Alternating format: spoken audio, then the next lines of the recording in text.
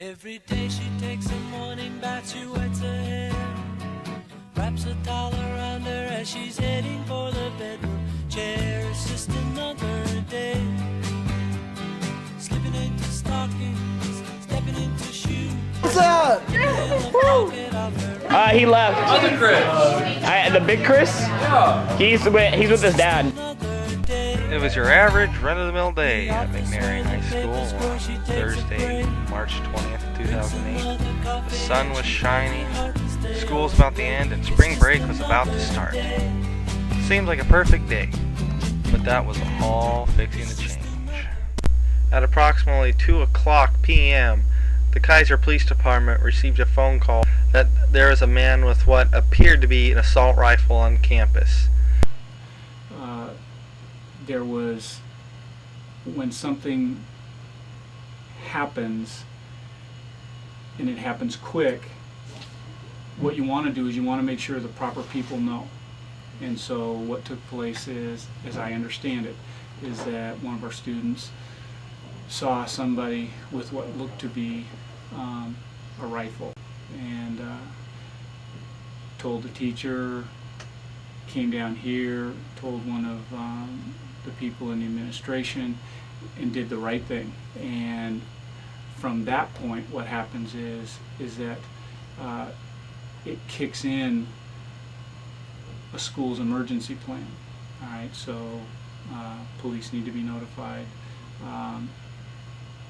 and then a plan of action.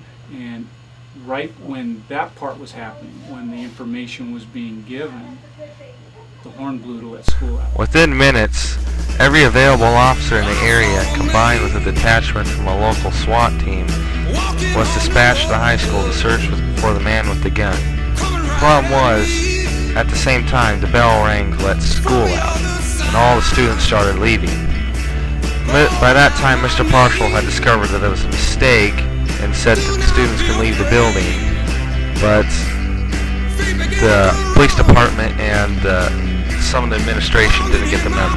The result, everybody was herded back into the building. I was scared when the lockdown happened. I was scared for my life and my fellow students. I was walking outside the school when one of my friends walked up, was freaking out. She's like, "There's a guy with a gun, there's a guy with a gun." And he ran back inside to room 252, I think, and hid in there. I was in biology and somebody busted the door and was like, "Oh my God, there's a lockdown!" Just when we started flipping out, everyone ran into ISS, went through the kitchen. It was pretty good. I'm pissed!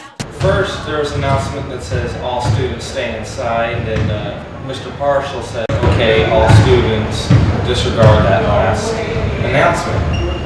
And I wasn't paying too much attention. I was busy getting into my truck, and I had my leg in the truck, I was about to get my other leg in and close the door, when a cop with an assault rifle came up to me and said, "Get back in the building." I'm all, "Well, what's going on?" He said, "Well, there's some crazy running around with a gun." He said, "Get back in the building." I'm all, well, instead of putting me back in the building and putting me in danger, in case he comes to school and decides to shoot up the joint, why don't you just let me drive off in the truck and I'll be safe that way, away from the guy with the gun. He's all, "Just get back in the damn building." And I'm all, "All right, fine."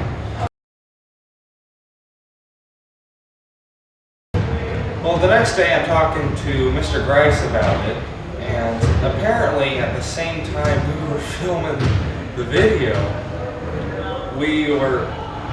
there was this girl coming up from the counselor's office up to Mr. Grice's room, and she looked out those doors that go out to that alleyway, and she saw us filming, and she thought she saw a guy with a gun. So she goes upstairs, and she tells Mr. Grice, and Mr. Grice sends her to 157 to report it. And, SWAT team, police get called, they call the SWAT team, they all arrive, lock down the school, the rest is history. Well, it turns out it happened at the exact same time in the same place where we were packing up from the English video project.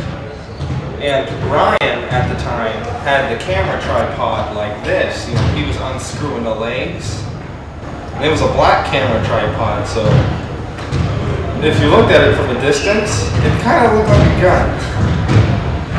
And the worst part was Ryan had his back to the windows on the doors. He had his back to the doors. So all the girl could see was the legs to the camera tripod. And she figured, hey, it's a gun. Wow. I caused the school lockdown. A couple of students in the back of the building that had something that may have looked like, and it sounds like it was a tripod. So it wasn't until later that next day that I found out, yeah, it probably was you guys. Yeah. That part is a tough scenario. I mean, once again, the nature of when it happened, trying to make sure that we keep our staff and our students safe. So we debriefed for a good hour and 15 minutes on that. That was really funny how it turned out to be you, Brandon.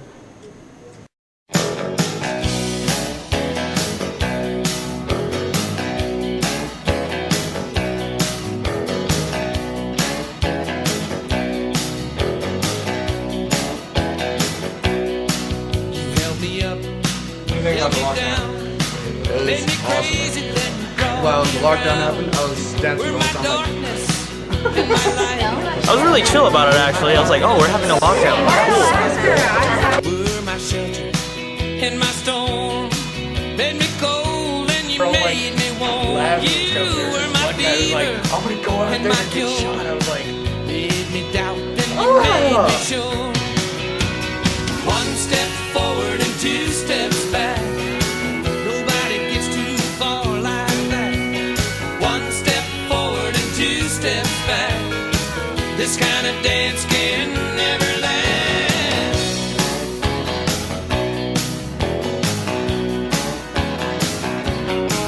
You were my hope and my fear.